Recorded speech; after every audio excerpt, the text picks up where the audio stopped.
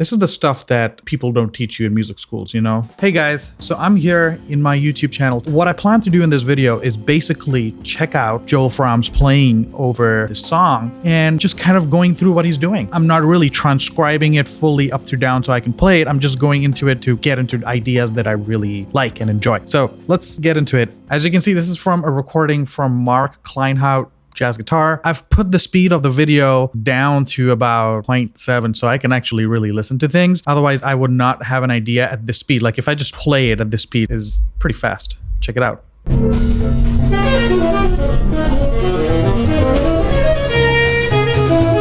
It's all good, but if it's playing that fast, I probably wouldn't be able to tell and I won't be able to pick up notes. So I'm going to slow it down. Some of you might be like, hey man, that's not the real way. You got to learn it fast or something. But unfortunately, I'm not going to do that.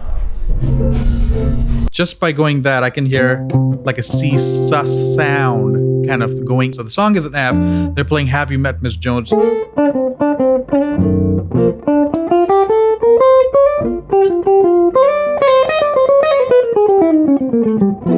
We know that tune and we're just kind of playing through that one. And it starts with a C pedal.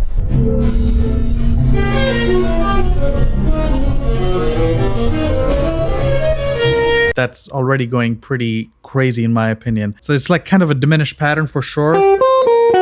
You can play it in many different ways and I'm hearing it almost like on an A7 chord. Half whole, half diminished, however you want to think of it, but I'm basically thinking of it as C half whole.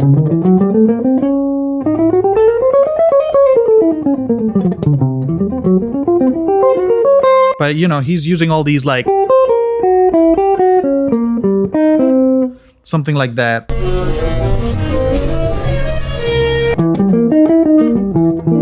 There you go, diminished major again. That's a pretty cool arpeggio. I don't know what the best way would be.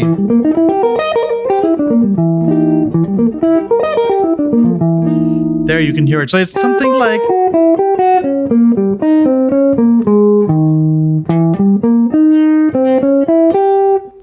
that. And then moving it down, kind of. I would say it's coming from C altered, C diminished, a C half whole diminished, dominant diminished land. So a combination of all of this is happening at the same time, in my opinion. I love that phrase. Well, I mean, if you look at it, it's almost like an augmented scale phrase, in my opinion. You know, that kind of thing on a dominant chord. It almost sounds like a B flat major. Something of that nature. Major 7 chord that was descending.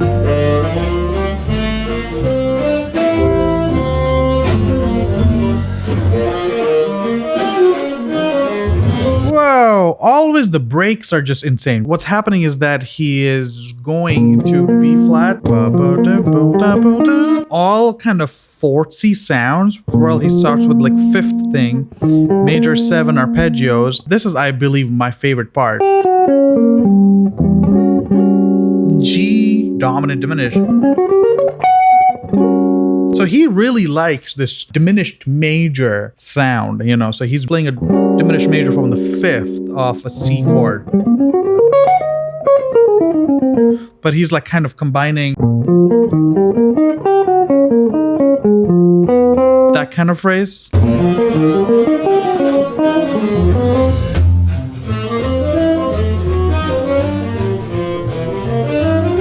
Just like common bebop vocabulary phrases, you know, that kind of minor descending thing coming from like ornithology or something. Me personally, I barely use them just because I feel like on guitar it's kind of a hack. On other instruments it's pretty hip, but on guitar it's like, it's just like, find it a little stale in my opinion, but you know, who am I? This is the stuff that people don't teach you in music schools, you know? I can already hear that he's doing the Coltrane thing, and then he does Circle of fifths kind of ideas are pretty insane.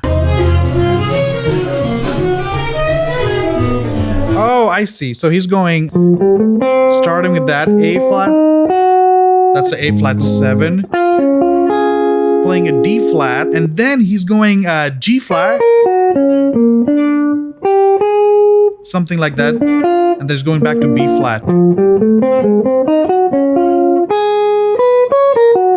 You have circle of fifths stuff happening where you're going F, A flat, D flat, G flat, B flat, all these like whole train, you know, coming from like 26/2, all this kind of.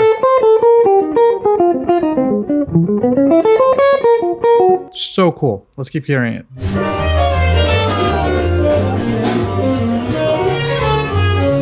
Very good, clear jazz vocabulary, man. You know, all these like kind of bebop-y.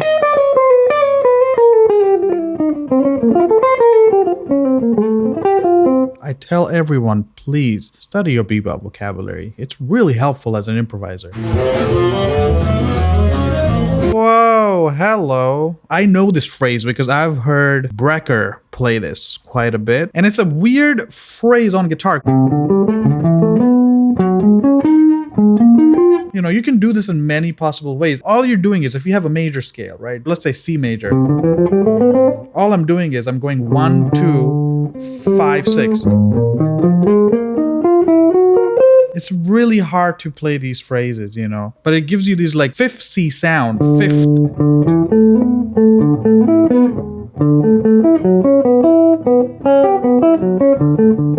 I feel like if I do this on guitar, it would never be as effective as it is on saxophone. It just sounds like I'm moving shapes, and most guitar players would look at me and be like, man, this is some kind of cheating that I'm doing. Hot take. You let me know. All right, we need to learn that phrase. I've heard Barrett Meldau play this phrase also. It seems like it's some kind of a...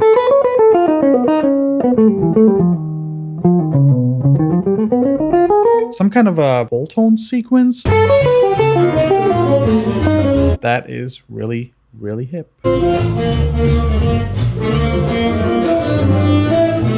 I love these like rhythmic phrases that he does.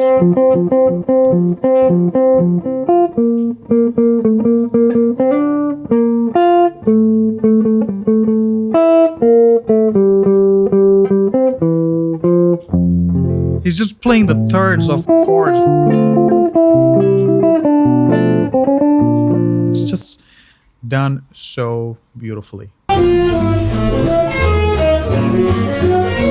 Whoa! It's just a G flat major arpeggio.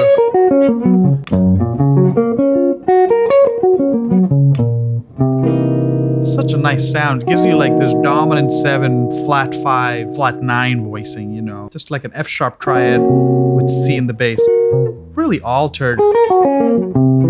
But he's going for the full arpeggio of the chord.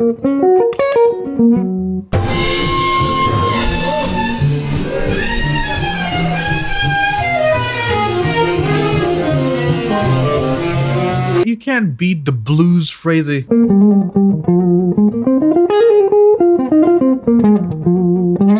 You know, the blues phrasing is just amazing, you know. It's really moving in like whole steps. F to E flat to D flat to B, B to A, I believe A to G. You can keep going.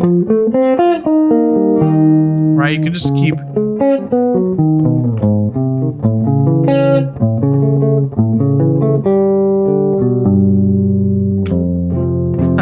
Line back to F. I've heard him play this idea quite a bit.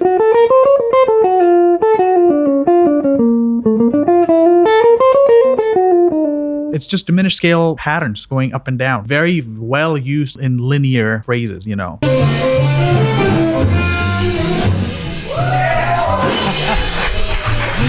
I love the face that Joel Frahm makes right after he finishes that solo. Oh Oh, let's zoom into that face. He knows he came up with the best solo, man. The face of, yeah, I played the best solo you can on this song. If you want me to continue to keep doing these, please do comment below to let me know if this is helping you and who I should uncover next. I am choosing some of my favorite players, but I would also love for you to give me videos that I can talk about and uncover more so that we can really get to know what this artist is thinking as an improviser, as a player. Comment below, subscribe to my channel, and I will see you in the next video.